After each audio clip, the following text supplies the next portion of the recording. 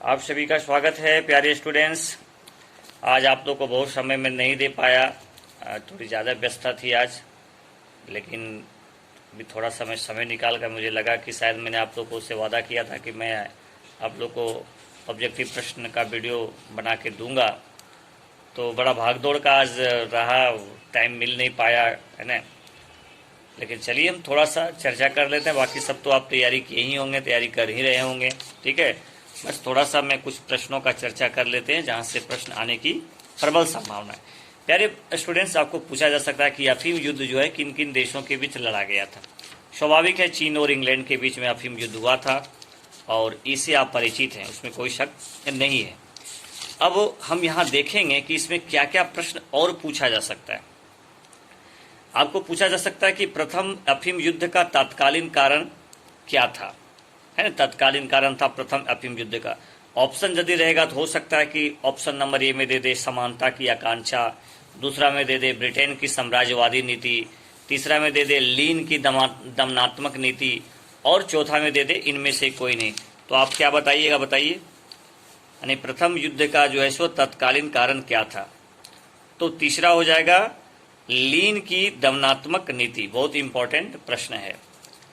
Next है द्वितीय अफीम युद्ध का तत्कालीन कारण क्या था। ऑप्शन नंबर ए में देगा एरो जहाज की घटना, दूसरा में दे सकता है अंग्रेजों की गुटबंदी, तीसरा में दे सकता है चीन की हठ धर्मिता, और चौथा में दे देगा इनमें से कोई नहीं। तो आप क्या बताइएगा। एरो जहाज की घटना जो है तत्कालीन कारण था। नेक्स्ट इंपॉर्टेंट चर्चा करते हैं। चीन की दूसरी पराजय के फलस्वरूप संधि की गई थी। कौन सी संधि जो है चीन की दूसरी पराजय जो हुई थी उसमें अफीम युद्ध में किया गया था। ऑप्शन नंबर ए पीकिंग की, ऑप्शन नंबर दूसरा लंदन की, ऑप्शन नंबर तीसरा तिनसिन की, और चौथा उपयुक्त सभी। तो क्या होगा, तिनसिन की संधि किया गया था। तिनसिन की संधि जो है दूसरा पराजय के बाद किया गया था। चलिए आगे हम लोग थोड़ा सा देखते हैं और भी इसमें क्या प्रश्न आपको पूछा जा सकता है। थोड़ा सा हम लोग देख लें नेक्स्ट क्वेश्चन में ऑब्जेक्टिव प्रश्न आपके लिए क्या बन सकता है। आप सभी के पास जो बुक्स होंगे जिनका सहारा आप लिए होंगे, थोड़ा सा उसको रिवीजन कर लीजिएगा, ठीक है।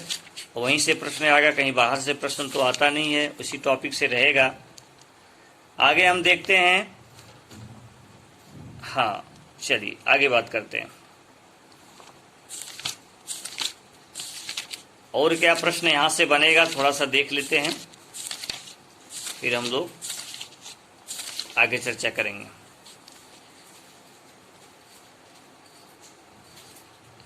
1895 ईस्वी के बाद यूरोप के देश किसे एशिया का मरीज देश मानने लगे थे। एशिया का मरीज देश जो है सो किसे मानने लगे थे।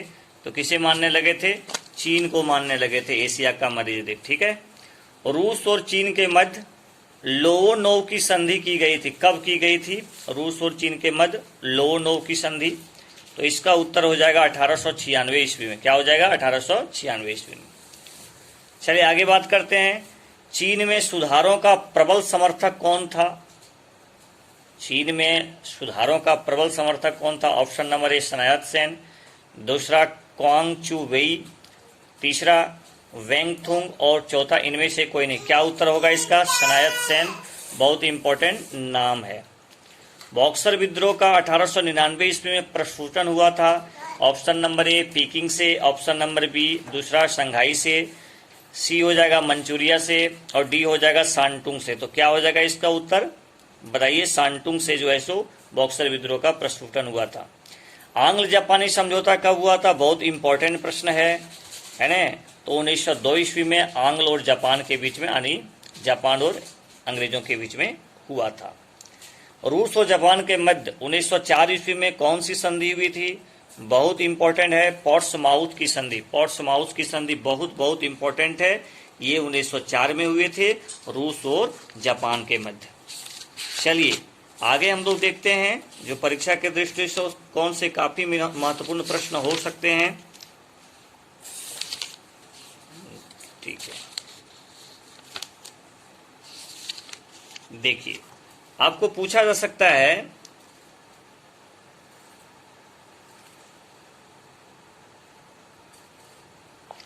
चीन में पहली बार प्रांतों में विधानसभा का गठन किया गया था कब? तो ये बहुत इंपॉर्टेंट प्रश्न है। 1909 ईस्वी में। इसका उत्तर क्या होगा? 1909 ईस्वी।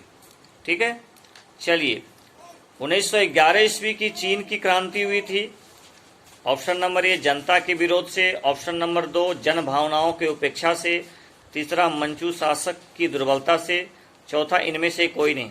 तो इसका क्या होगा? जन भावनाओं की उपेक्षा से। यानी जन जो थे, लोग थे जो भावना रखते थे, जो इच्छा रखते थे, शासक जो है सो उस तरह से काम नहीं किए। चीनी क्रांति का तत्कालीन कारण क्या था? ऑप्शन नंबर ए हांगको की घटना, ऑप्शन नंबर बी रेल नीति, ऑप्शन नंबर सी पश्चिम का प्रभाव, और 4 में इनमें से कोई नहीं। तो इसका उत्तर क्या होगा? बताइए। हांगको की घटना। थुंग मेंग हुई किसका दल था? ऑप्शन नंबर ए राजनीतिज्ञों का, ऑप्शन नंबर 2 छात्रों का, ऑप्शन नंबर 3 दरबारियों का, चौथा इनमें से कोई नहीं। तो इसका उत्तर क्या हो जाएगा? छात्रों का संगठन था थुंग में हुई। बहुत इंपॉर्टेंट प्रश्न है, चलिए बहुत इंपॉर्टेंट है। और क्या प्रश्न बन सकता है, थोड़ा सा देख लीजिए।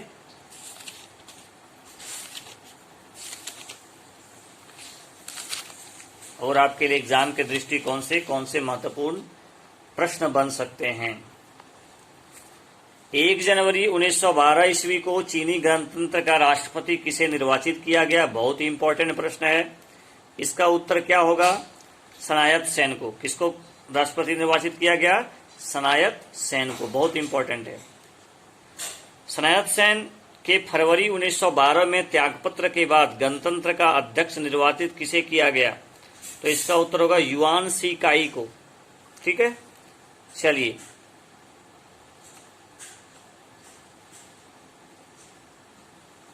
आगे बात करते हैं। आगे क्या इंपॉर्टेंट प्रश्न बनेगा, इसको भी थोड़ा सा देख लीजिए। 1911 ईस्वी के चीनी क्रांति से किस वंश का अंत हुआ? तो इसका उत्तर क्या होगा? इसका उत्तर होगा मंचू वंश का। सनायत सेन की सरकार ने शासन किया। ऑप्शन नंबर 1 कैंटन में, बी में पीकिंग में, सी में बीजिंग में, और डी में नॉनकिंग में। बताइए क्या इसका उत्तर होगा? कैंटन में। ठीक है, चलिए आगे बात करते हैं।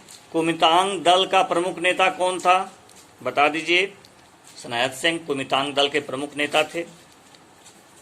चलिए बहुत बढ़िया, बहुत अच्छा। कुमितांग का सिद्धांत कौन से थे? सन राष्ट्रीयता, दूसरा मीन राजनीतिक लोकतंत्र, तीसरा चू आर्थिक जनतंत्र, चौथा उपयुक्त में सभी। इसका उपयुक्त सभी होगा। सनायत सेन का देहांत कब हुआ? बहुत इंपॉर्टेंट प्रश्न है। 1925 ईस्वी में, है ना। इनका जन्म भी याद कर लीजिएगा, जब आप पढ़िएगा तो इनका जन्म जो है कब हुआ था उसको भी आप देख लेंगे। ठीक है, चलिए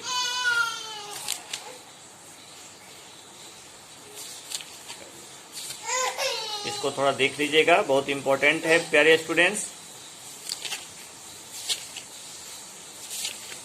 और थोड़ा सा जापान से भी आप लोग देखने का प्रयास कीजिएगा। जापान के इतिहास से भी जो है सो आपको प्रश्न बनेंगे, वहाँ से भी, खासकर मेजी पुनर्स्थापन से। तो उससे भी थोड़ा सा देखना है कि उसमें क्या क्या प्रश्न बन सकते हैं आपके एग्जाम के दृष्टिकोण से।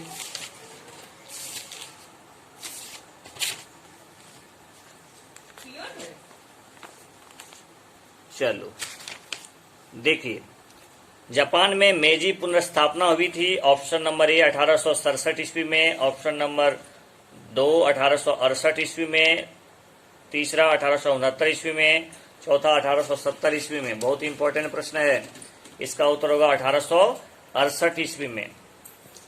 मेजी पुनर्स्थापन की मुख्य उपलब्धि क्या थी?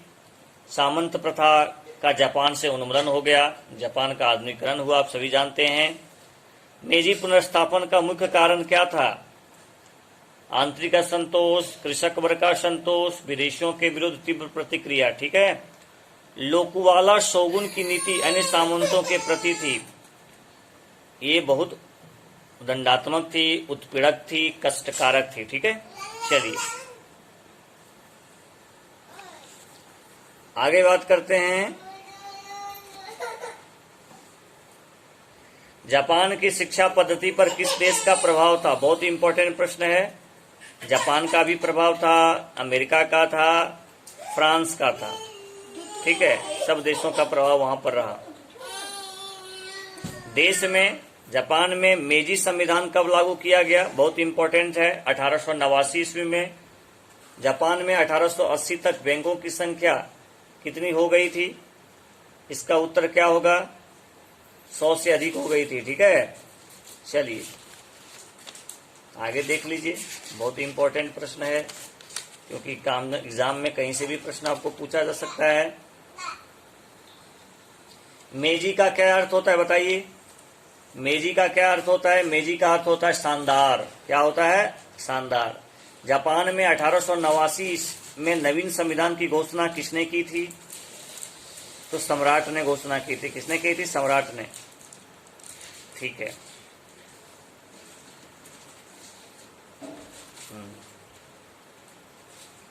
जापान ने मित्र राष्ट्रों की सेना के सामने कब समर्पण किया था? बहुत इंपॉर्टेंट प्रश्न है, 1945 ईस्वी में। अब सभी जानते हैं, हिरोशिमा नागासाकी पर आक्रमण किए थे।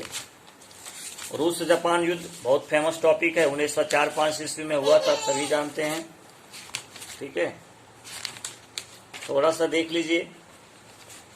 1894-95 ईस्वी के चीन जापान युद्ध में कौन पराजित हुआ था? चीन पराजित हुआ था। रूस और जापान के मुख्य संघर्ष था मंचूरिया के प्रश्न पर, दूसरा कोरिया के प्रश्न पर, तीसरा दोनों 1 और 2 इनमें से कोई नहीं। तो इसका उत्तर क्या होगा? दोनों। मंचूरिया के प्रश्न पर भी और कोरिया के प्रश्न पर भी दोनों के बीच संबंध खराब रहता था। क्रीमिया का युद्ध हुआ था, बहुत इंपॉर्टेंट प्रश्न बन सकता है, 1853-56 ईस्वी में। ठीक, चलिए प्यारे स्टूडेंट्स, इसको थोड़ा सा देख लीजिएगा, बाकी अच्छे से सभी लिखेंगे, पॉजिटिव लिखेंगे, अच्छा जाएगा एग्जाम। बेस्ट ऑफ लक सभी को।